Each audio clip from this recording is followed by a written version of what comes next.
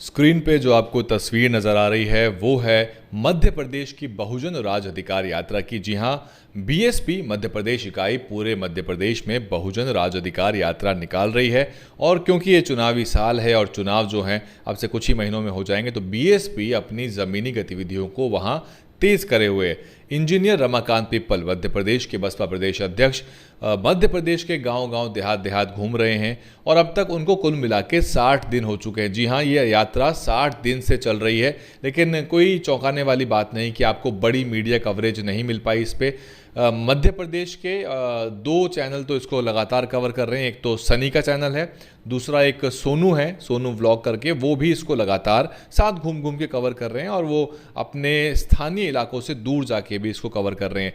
नुक्कड़ सभाएं इसमें हो रही हैं, जनता के साथ सीधा संवाद हो रहा है, जनता की समस्याओं को सुना जा रहा है। और अब तक जो है कई कई गांवों में, मोहल्लों में, देहातों में सभा हो चुकी हैं। स्क्रीन पे आपको तस्वीरें दिख रही होंगी।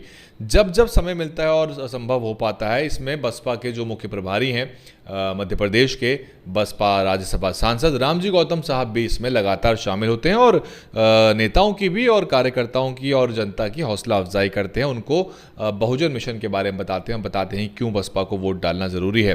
सतना, रीवा, सिरमौर का इलाका, त्योंथर, देव तालाब और मनगवा, रामपुर बघेलन, रहगांव, चित्रकूट और इसके अलावा राजनगर, गुन्नौर, अशोकनगर, विदिशा, सागर, इन सभी इलाकों में लगातार यहाँ की बहुत सी जो विधानसभाएं हैं उसको ये कवर कर रहे हैं। मध्य प्रदेश में पिछली बार बहुजन समाज पार्टी के 2 विधायक जीते थे। एक तो भिंड से जीते थे जिनका नाम संजू था, और इसके अलावा पथरिया से रामबाई सिंह परिहार जीती थी। हालांकि रामबाई सिंह परिहार अब भी बसपा के साथ हैं, संजू के बारे में ये नहीं कहा जा सकता। और बसपा ने अपना जो वोट प्रतिशत है वो 3-4% के आसपास रखा था। लेकिन मध्य प्रदेश जो है बसपा के लिहाज से एक ऐतिहासिक आंकड़ा प्रस्तुत करता है। उत्तर प्रदेश के अलावा पंजाब और मध्य प्रदेश ही ऐसे राज्य हैं जहां बसपा ने ज़बरदस्त आंकड़े हासिल किए हैं। और अगर मैं आंकड़ों के लिहाज से बताऊं तो बसपा को 4 यहाँ सांसद भी मिले हैं, 4 सांसद मिले हैं। और रीवा सतना का जो इलाका है, ग्वालियर चंबल संभाग है, यहाँ बसपा का पूरा दबदबा है और बसपा ने यहाँ 11 विधायक तक जिताए हैं। मध्य प्रदेश में बसपा ने, मैं आंकड़ा आपको बता दूंगा अभी, 11 विधायक जिताए हैं।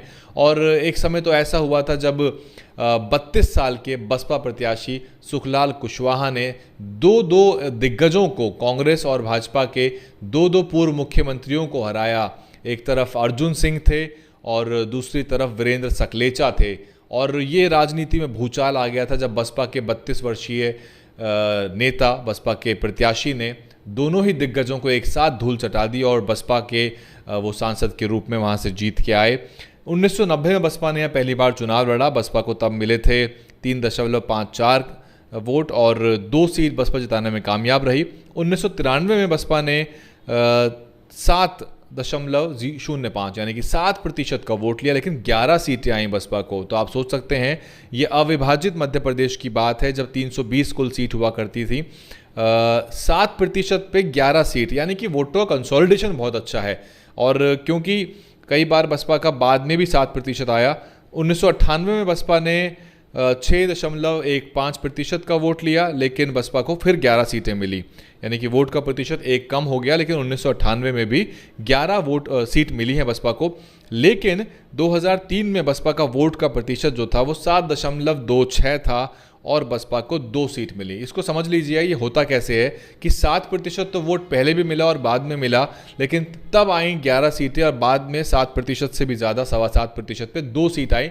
ये इसलिए क्योंकि वोट जो है आपका इवनली स्प्रेड हो जाता है, यानी कि वोट स्कैटर हो जाता है।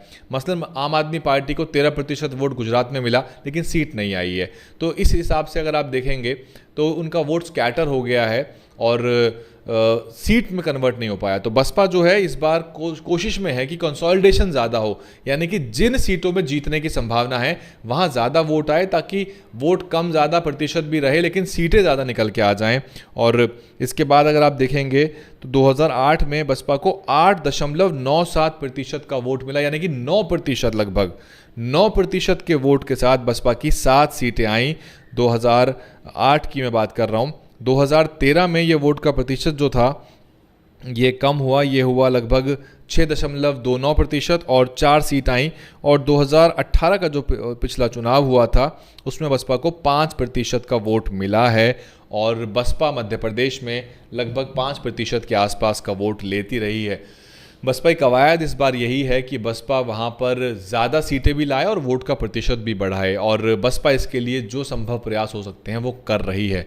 लेकिन कमाल की बात यह है कि वहाँ के कुछ एक मीडिया चैनल को छोड़ दिया जाए, जो व्यापक बहुजन मीडिया है वो तो बसपा को कवर करता नहीं है। आपको पता है बड़े बड़े चैनल्स हो गए हैं, मिलियंस में सब्सक्राइबर उनके हो गए हैं, बसपा के ही सब्सक्राइबर उन्होंने इकट्ठे करे हैं मिलियंस में, लेकिन आज वो बसपा की खबर दिखाने से गुरेज करते हैं।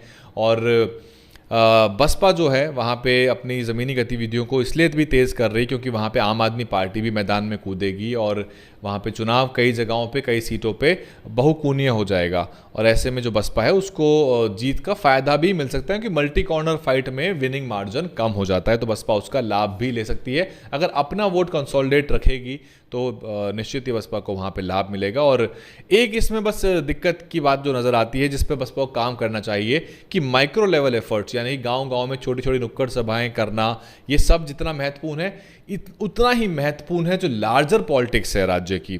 लार्जर पॉलिटिक्स में हिस्सा लेना, समझने की कोशिश करिए मैं क्या कह रहा हूँ। जो राज्य की लार्जर पॉलिटिक्स है उसमें हिस्सा लेना बहुत ज़रूरी है और आप तभी विजिबल हो पाएंगे। अभी तो जिन नुक्कड़ सभाओं कर रहे हैं 150, 200, 300 लोग जो वहाँ मिलते हैं उनसे मुखातिब होते हैं, उनको अपनी बात कहते हैं, फिर सोशल मीडिया पे रमाकांत पीपल फेसबुक पे अपनी पोस्ट लिख देते हैं, तो वहाँ भी 100, 200, 300 इससे ज़्यादा लोग उनको नहीं देख रहे होंगे। और जो चैनल्स कवर कर रहे हैं उसमें भी 10, 15, 20, 50 हज़ार जो भी उनका आंकड़ा जा रहा होगा। लेकिन लार्जर विजिबिलिटी क्रिएट करने के लिए जो मैक्रो पॉलिटिक्स है, देखिए जो इकोनॉमिक्स के छात्र हैं उनको पता है कि माइक्रो और मैक्रो क्या होता है। माइक्रो का अर्थ है जो सूक्ष्म राजनीति आप करते हैं ग्राउंड लेवल पे, छोटे छोटे जो गतिविधियां करते हैं। लेकिन जो लार्जर पिक्चर है, जो बड़े परिप्रेक्ष्य में राजनीति होती है, यानी कि शिवराज चौहान ने क्या कहा उस पर हमला बोलना है, शिवराज सिंह चौहान की स्कीमों में जो कमियां हैं वो गिनानी है। और हालांकि ये सब काम करती है मध्य प्रदेश की इकाई। मध्य प्रदेश की जो बसपा की इकाई है वो सक्रिय इकाइयों में से है।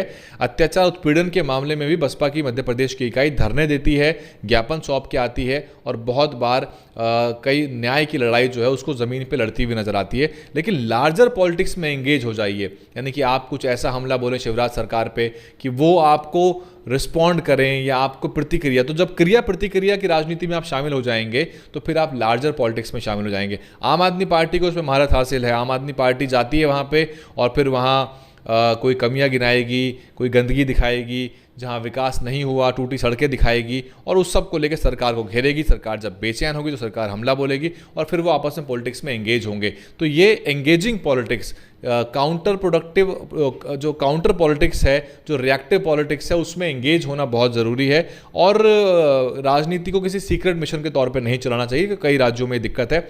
आरएस प्रवीण कुमार का मॉडल सबसे सटीक मॉडल, उन्होंने लार्जर इश्यूज़ को उठाया है और जब वो मुद्दे उठाते हैं तो केसीआर सरकार को दिक्कत होती है। केसीआर सरकार चाहती नहीं कि वो रिस्पॉन्ड करे, लेकिन कोई ना कोई ऐसा दिन आएगा जब वो रिस्पॉन्ड कर देगी। कई मामलों में तो वो दबाव बना के उन्होंने काम किए हैं। तो ये जो मध्य प्रदेश की गतिविधियां हैं, बहुजन राज अधिकार यात्रा, ये काबिल तारीफ काम है। जनता को भी सोचना पड़ेगा कि उनको अपने अत्याचार उत्पीड़न से मुक्ति चाहिए कि नहीं चाहिए, या फिर राजनीतिक दलों के बीच में दलित समाज फुटबॉल बना रहेगा। वैसे भी दलित राजनीति हाशिए पे चली गई है, दलित आंदोलन बहुत ज़्यादा कमज़ोर हो गया है। वो क्यों हुआ है और उसका क्या उपाय है ये मैं अलग से चर्चा करूंगा, लेकिन फिलहाल मध्य प्रदेश की बहुजन राजनीति की यही अपडेट है। कमेंट करके मुझे बताइए क्या कुछ सोचते हैं आप और कितना अच्छा परिणाम बसपा का मध्य प्रदेश में इस बार आ सकता है, क्या बेहतर किया जा सकता है, कमेंट करिए।